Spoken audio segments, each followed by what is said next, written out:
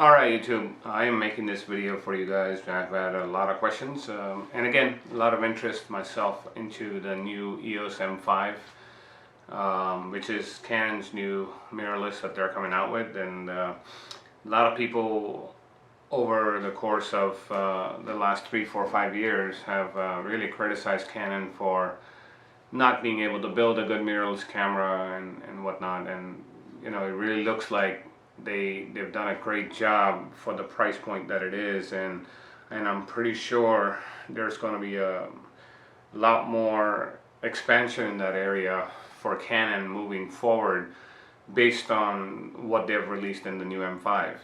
I have the EOS M. This is the original M right here, touchscreen, you know, all of that, and then a lot of people criticized Canon for putting a touchscreen camera and you know, said it's for wussies and this and that and the other.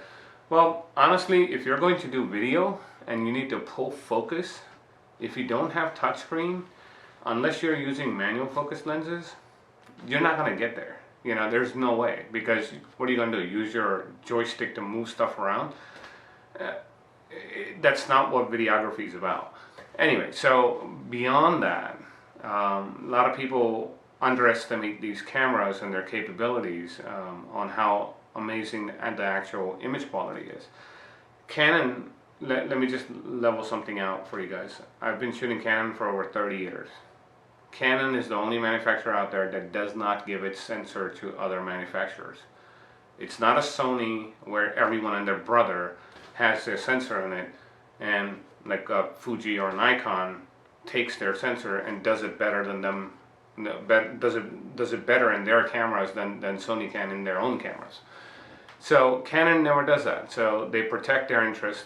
They also protect their image quality as they go through.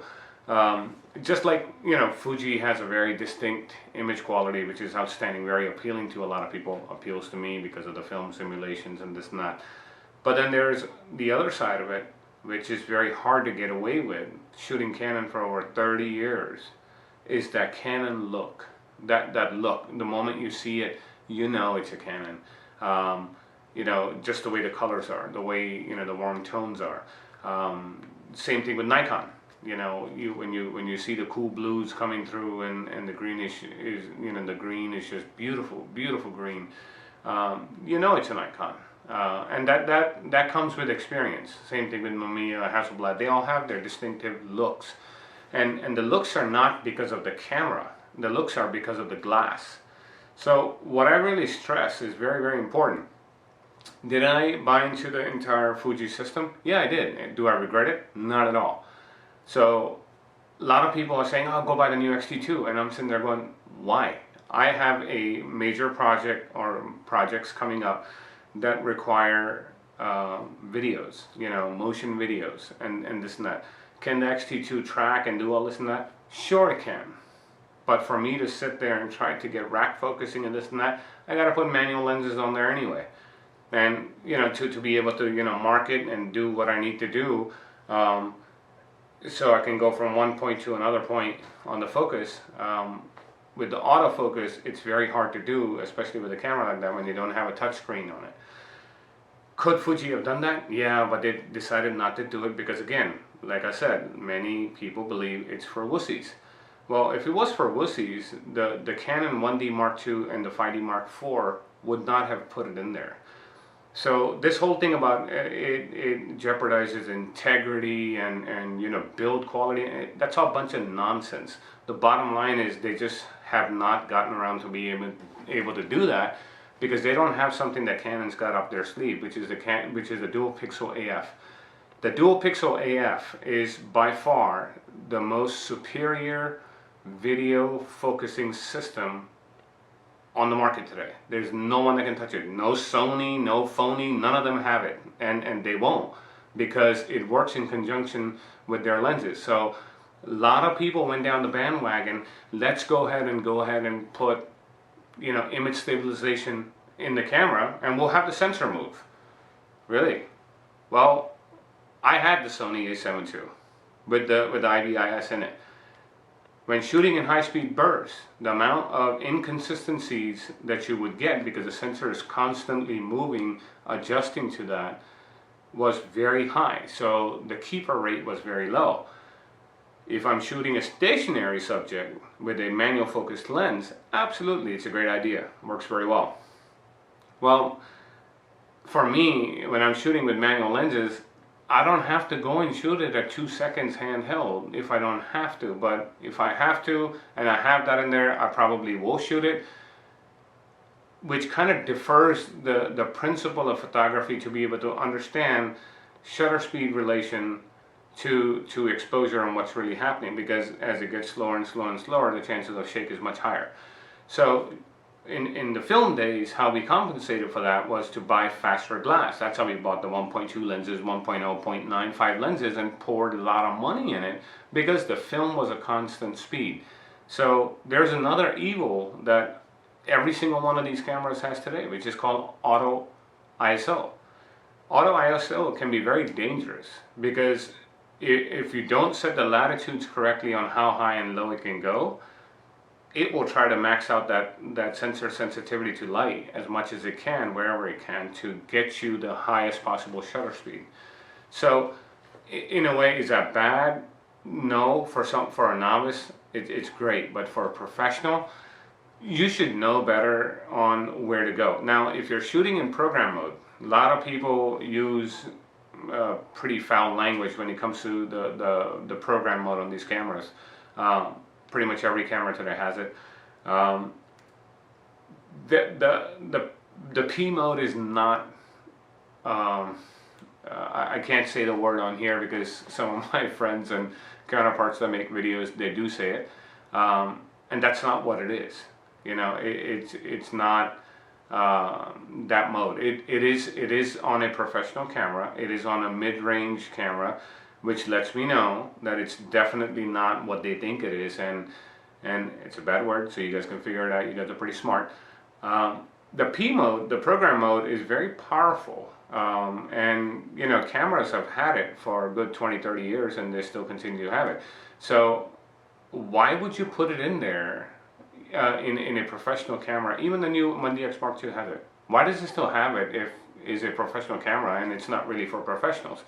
I'll give you a scenario on what happens. So light is always changing, right? So when I'm sitting in the P mode and shooting a wedding, and if I shoot a wedding, and let's say I'm shooting the bride getting ready, let's say I shoot in manual exposure. If I'm shooting, you know, my shutter speed this, my aperture this, my ISO this, everything's fantastic, it's beautiful. Everything is constant, nothing is changing. So I am shooting. Let's say the bride's mom or someone very important to the bride walks into that door, and all of a sudden the exposure by the door is very different. What are you going to do as a professional? Sit there and, oh, hold on, let me adjust my shutter speed and my this and that? No. That is why when you shoot in program mode, the beauty of it is you can literally grab this, which is up here, the dial up here on the M3. I'm actually shooting this on the EOS M3, so I can't really show it to you, but most cameras have the aperture adjustment dial right here, and then the shutter usually is on the back wheel. You can literally just turn it, which gives you a manual override in program mode to go and just get that shot instantaneously. And then when you come back to the bride, you're already in program mode, ready to go again. So your exposure is, you know, your exposure goes from your manual setting that you had to a program mode to shoot the person walking in through the door, and then back to manual instantaneously. So most photographers don't get this. Why? Because they don't practice it. They're sitting here making YouTube videos rather than practicing in the field what these things are. So you think Canon, Nikon, Hasselblad, Leica, all of these people are just a bunch of idiots having the P mode? I don't think so, right? So it's a very, very useful feature, and it has its place in time if you shoot that way. Now, if you're shooting kids running around, and you're literally shooting even at a football game, that program mode switching to the program mode instantaneously in manual override, just with a push of a button on the back, is very powerful, because you can literally just move from one place to the other, get the right exposure, shoot, come back, start shooting again. You can't do that with the other. So camera manufacturers now, they realize a lot of people don't have that skill, so they put in something called auto ISO. Oh, well, I'll shoot it here, and then I'll go here and bump the ISO to 10,000. Great, get the shot and come back and do it again. But that shot at 10,000, when you bring it into post and Lightroom, you're very disappointed because it looks like crap, right? So you need to be very cognizant of what you're shooting. So it can auto ISO can be very dangerous, and it can actually ruin very good moments. I've seen photographers actually damage very good images, especially at paid gigs. If you're using auto ISO a lot on paid gigs and stuff, you better know your camera inside out when you shoot it, because you're really playing with that client's money at that point. It's not cool, and their day, and you want to make sure you deliver the best. Enough of that. So coming back to the EOS M family, right? So I have the M, the M2 never made it to the United States, the M3, and now the M5 is in front of me. What am I going to do? What is big about the M5? So that was just a little history of Canon and where it's come from. So a lot of people don't even know that Canon even made a mirrorless camera. By the way, I'm shooting on the 22mm f2 lens, and it has been tracking me the entire time that I've been here. So I'm moving around, and guess what? I'm still in focus. No issues whatsoever, because I touched my face when I started this video, and it's going to keep tracking me no matter where I go and what I do. And it'll keep on pulling that focus even when I come closer, and then keep on going back. And you can't even tell that it's actually not on a video camera, it's actually happening on that little thing. So having said that, the M5 has something that Canon did an amazing job on, and that is, they didn't run after the IBIS, which is in-body stabilization, to move the sensor around. Rather, they put in the digital image stabilization that they've had on their professional video cameras into this for the video work. Is that smart? That's very smart, because it's a proven technology. They're not playing around with professionals who say, here, just go ahead and try it and hopefully it works. Sony's had a lot of issues. Zeiss has actually come out in one of the articles that I was reading, is they can't guarantee the sharpness of their lens, because the lens, which is something called a flange to the rear element, which is the flange to the sensor distance, it changes because the sensor is always moving. So they can't really say you got a perfect shot every time. We can't do that. So if you look at the Zeiss lenses that sit on like a Fuji system, for example, they're razor sharp. Why? Because the sensor is now moving, and it's optimized for that, and it just gives it the absolute best clarity that you can get out of that sensor. Same concept here with Canon. The images are absolutely sharp. Does this camera, the M5, have a low pass filter? Yeah, it does. And the Fuji's don't. It's a major advantage on the Fuji side. However, the AF that Canon has, no one can touch, not even the Fuji X-T2. It's a great camera, but what they have done with the AF in there and in-body stabilization, digital stabilization in the body, is very smart. So even if I take a Canon 50mm 1.2, which is 40 years old, and I put it on there and I want to manually focus and do that, it would be stabilized in the video mode. Why did they not do it for stills? The same thing that I told you about. The only way to get it happening on the still photography side of the things is your sensor has to move.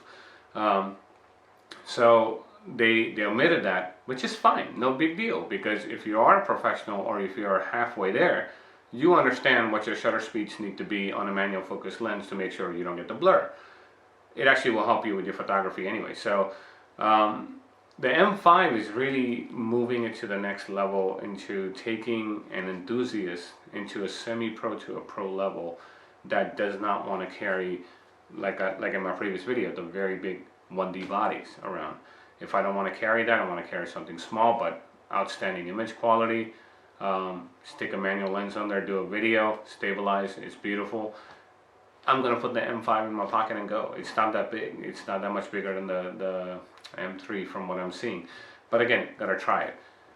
So the M3 had a major downfall, which was it did not have an EVF on there. You had to buy one separate and stick it on there. Having said that, they've done major improvements in the M5 in a lot of different areas, and you'll get to see that as it comes out more. And I haven't seen it yet. I would love to get my hands on one and play with it. I think the pre-order should start today. I probably will pre-order this camera. I normally never pre-order a camera, but the M5, they really have pushed the envelope quite a bit. You know, to give you that for under $1,000 for body alone, and it's worth it, you know, because I have a lot of L glass, and the big thing that they have changed is double the shooting rate. So I mean, you've gone from like 4 frames per second to 7 to 9. 7 is if you want to track the subject. 9 is if you want to have locked focus, similar to what the Fuji X-T2 does on the electronic shutter. When you use the electronic shutter, the focus is locked, so it gives you the high-speed burst. I'm pretty sure it's the same on the X-T2. I haven't tried it yet, but same concept. So if you can get up to 9 frames if you got locked focus, and you can rock and roll. But tracking EF at 7 frames per second for something that small, touch screen, is pretty awesome. The other big thing that Canon has done it has broken the barrier of using the joystick to move the points around. So you'll be able to look into an EVF and keep touching the screen at the same time anywhere on the screen, and move the focus right on it. So then there's no need for a joystick. You have the entire 80% of coverage from the dual pixel AF onto the sensor available to you. The other very big thing is that the viewfinder this time on a mirrorless camera is 100% coverage. That's pretty remarkable. So it has massive pluses. So you guys go check it out. This is being filmed on the M3. I have no regrets on it. I mean, I don't know if you do. If you do, put your likes and comments below, or comments, you know, on suggestions of improvement down below, and you know, we'll work on those and try to get them better. But my job is not to make fancy videos for you. My job is to get, you know, the right information to you, rather than, you know, looking at muddying the waters. There was one article that I saw this morning that someone titled it, "Canon Finally Taking Mirrorless Seriously." I think they've always taken it seriously, but their product release is very incremental, and they have proven technologies in them. They don't just throw things at people and then hope that something sticks and works. They test it, they make sure it does work. It's proven, just like, you know, the in-body digital stabilization. It's been around for a long time for them. They know it's proven technology. They popped it in there. Even the 5D Mark IV doesn't have that. So, you know, being able to have that in a camera that's $1,000, it's worth it. Absolutely worth it. You know, if you're looking for a new camera. Does that make the M3 not a viable option? Not at all. M3 is a very capable camera. I probably will keep mine. I like it. It's very small. Plus mine is white. I don't think they're going to make white on the M5. I actually like the white better than the black one, which everyone else has. So it kind of stands out. It's pretty cool. So having said that, one last thing that the M5 does have is Bluetooth connectivity now, which is great, because then you don't have to worry about Wi-Fi every single time. You can connect directly to your phone via Bluetooth and be done with it. That's kind of beautiful that you can do that. So they are trying to lead the pack the way into doing things differently. They don't have to copy every other manufacturer, but the M5 is definitely a serious contender in the mirrorless market now. You can't come back and say, oh well, this is better, that's better. Well, if you're shooting videos or vlogging or anything like that, this is a camera you really need to think about very seriously. Most camera manufacturers that have the screen, if you look at pictures and some of the videos, I wish I had one in my hand to talk about and show you, but I probably will order it. The actual screen, instead of it going over the EVF, it can't do that. So what they did is they pushed it all the way down. being able to do that. So you can still do, you know, selfies and things like that. Having said that, the technology which I talked about, which is this, and then, you know, being able to pick your point, Olympus has had that for a while. So it's not new to Canon, it's not new to the mirrorless world. They've had it. Olympus has introduced it. They were very successful with it. They did a great job with it. So now Canon has embraced it, moving it to the next level. So dual pixel AF, that's the big thing. It's in this camera. Apparently Canon's calling it, it's the same sensor as the 80D. If it is in that compact body, it's going to be a major hit and a huge sell. The other very big thing is the adapter that you guys have seen me put the EF lenses on it with it. You can use any lens on there, any. They're L glass, you know, every single piece of lens that they made from 1987 will work on your EOS M series, whether it's a EOS M, M3, M5 now. So it works on there, so that's great. It opens up a great deal of possibilities. So having said that, I was also asked to put samples in my video of these cameras and what they can shoot. So I will attach photographs for you at the end of this video for the EOS M and the M3, and then you can take a look and see if that's good enough for you guys. I think it's good enough for anyone. You know, I shoot it, you know, and I get amazing results out of it. So look forward to actually getting hands-on with this camera. It's a great and very exciting announcement. I'm happy to see Canon actually step up to the plate and do that. They've done a great job. So with this and the Fighting Mark IV, I know a lot of people hate it, but they'll get over it because that camera is still going to make history, as much as they like to believe it or not like to believe it. So talk to you soon. Like, subscribe, and we'll talk to you very soon in the next episode. Thanks.